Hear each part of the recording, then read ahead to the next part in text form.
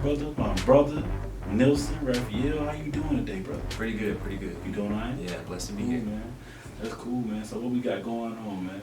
So really, I think we're just gonna get into some robotics research. I got some really cool topics for you guys today. Thanks to the invite from Jeremy. I want to basically talk about a search and rescue robotics project I did in undergrad. Cool. So we're gonna bust it off with this type of question right here, man. Why did you choose electrical engineering over everything that you could have chose? So the craziest thing is my godmother got me a snap circuit set. And so for those of you all who do not know, it's a small kit set for developing different kinds of circuits with variable resistors, even music chips, and so I fell in love instantly.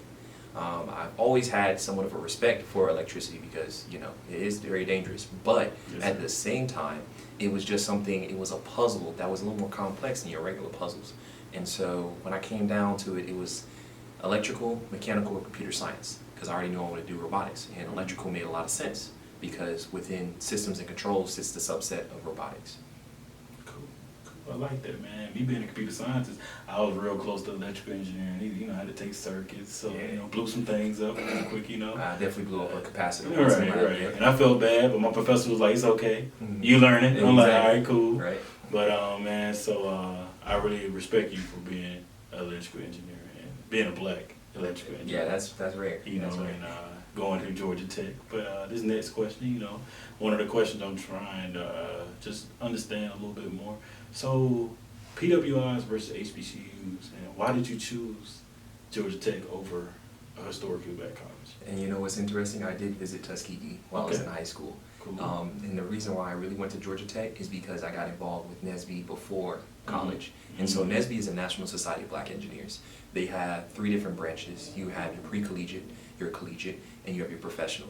So I was pre-collegiate in about 11th, 12th grade. Wow. And my school's parent school was Georgia Tech. Cool. So I had already known a lot of black kids who were engineers like me. And so I kind of went where I felt there was already a connection.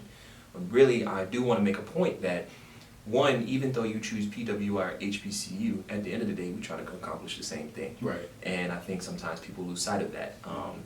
So remember that regardless of your choice, if you're trying to positively impact your community, then at the end of the day, you're good. So, you're right. Yeah. So I love that, man. That's the greatest question to answer I got right there from that, because a lot of people be like, well, you didn't go to an HBCU, so you... It's like, no. Yeah. I went to an HBCU, and I'm now attending, or have attended, 2 PWIs, and to be honest, I have done well at both. So we're going to be fine wherever you go, and I support both, so it's not a big problem. So tell us a little about your project, what we here for today. Okay, so I'm going to delve a little bit deeper into the theme. So search and rescue robotics, it's kind of a growing field in terms of making autonomous vehicles or devices that are able to find victims in possibly rubble or fires or disaster zones.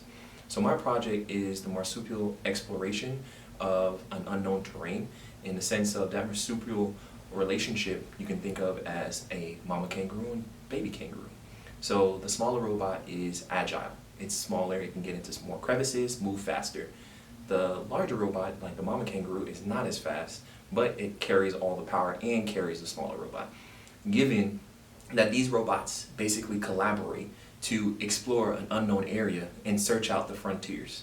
A frontier is defined as an area that is unknown, the boundary of the known area, that has ample knowledge gain.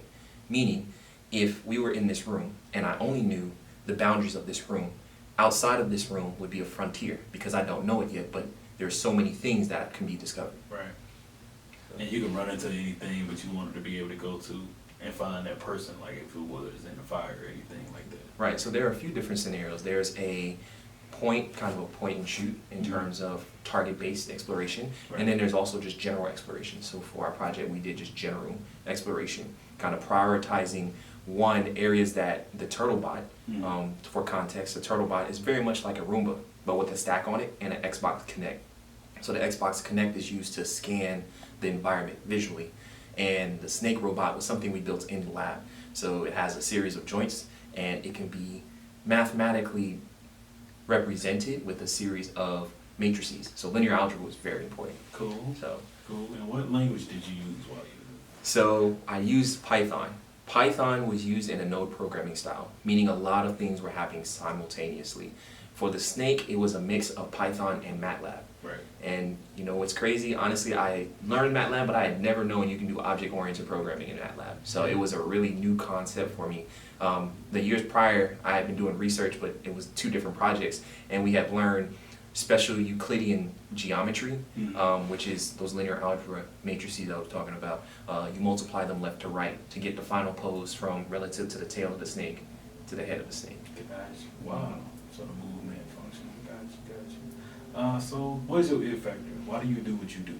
So I'm big on giving back, very big. So my high school engineering teacher was an alumna of Georgia Tech. So that's also, you can probably sense a little bit of bias, right? All right, cool. And she was the one who got me into NSB. It wasn't even a choice, it was voluntold, as you're familiar with. So she said, you're just gonna be in NSB, I'm not really giving you a choice. And I'm really thankful to her to this day, Mrs. Lucretia Grant, because that one push kind of just led to a domino effect that led to me, one, being here, graduating from Georgia Tech, doing this robotics research, everything I kind of wanted to achieve, and also beyond my wildest dreams. So since I was PCI, I always want to give back to kids. Gotcha. So I'm the oldest of 3, so I do have 2 younger siblings, and I realize I am that role model.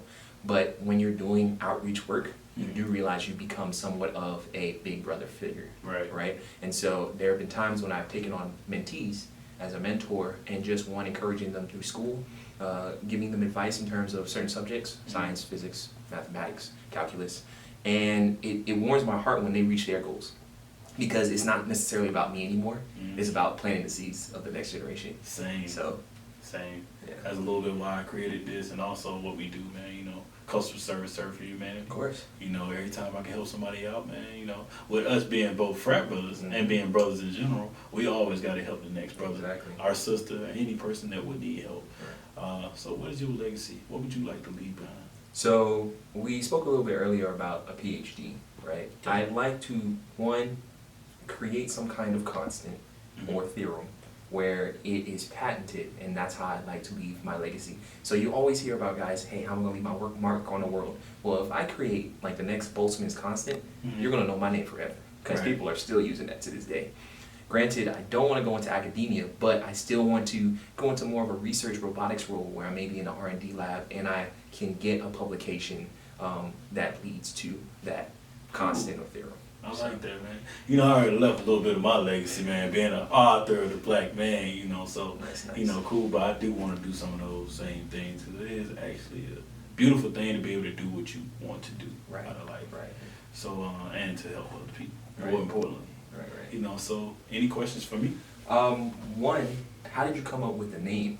I was always kind of curious. When I was coming over here, I was thinking, it factor is so succinct, but yet it is so direct in terms of what you're trying to describe. So the first thing would be, it was a movie. Okay. Movie title name, and me and the guy that I previously started my show with, we were just thinking one day, like, brothers helping others, this, so and so. Right. He's like, hold on, bro, how about the it factor? And I was like, oh yeah, because the it factor can play on IT. Right. At first I thought it was the IT factor. Because when you hit the IT factor, you like, okay, he a tech dude. But when you say it factor, it's for everybody. Right. So everybody see that, it's like, cool, it's cool. Then when you come with the logo, it's like, I got a fro. Yeah, it's for blacks, but it's for everybody. So it's the fact of like, I want you to see our face first, because we're not that much. Like we were saying earlier, when you look up on YouTube, you don't see blacks. So if you look up the it factor, you say, okay, dude got a fro. All right, man, let me listen to him. Sometimes let me pull in some more people to listen to him. You know, and me being in corporate America, I told some of my coworkers, they're like, you're doing a real good job, man. They're like, I love your logo. Neither them be, you know, Caucasian or black or Indian or anything, they welcome to my show. So I really love that, man. So I'm glad you asked that anymore, you know, anything. If you could choose another HBCU, which one would you choose? I know that might be. Oh, God, Jesus. Oh, you know what's funny, man? Tuskegee. I would have went to Tuskegee, and my life would have been totally different. In my previous time, I played football, so I had a whole scholarship to Tuskegee to play football. And I was going to be an engineer. And one of my aunties really wanted me to go there, but I ultimately chose Clark because I didn't want to play football anymore. Right. And also, with me going to Tuskegee, it's funny that I didn't go there, because the summer I went to go work at NASA, which was my summer after my freshman year. I met a whole family and a lady that helped actually let me live with her, and I call her my second mom. Right. She went to Tuskegee. Her whole family is like alumni of So it's like a legacy thing for them. It's just like crazy how your journey of work and it'll fit you back to those type of people. Right. So at the end of the day, it would have been Tuskegee. But I love CAU. Don't get me wrong. But hey, if it had to be another one, it would have been Tuskegee, man. Okay. Cool. Okay. So in closing, I would like to say, hey man, you have anything you want to shout out to the fans or anything? For those of you all who do not know about NSBE and your STEAM majors or engineers, please get to know NSBE, National Society of Black Engineers. We sit in the southeastern region, known as Region 3, run by my good friend Anthony Fisher from Tennessee State University, electrical engineer, phenomenal chair. And honestly, the networking, the connections, the character building, all the overall skill set that I've developed is a product of me being in this wonderful organization. So get to know NSBE if you haven't already. Cool.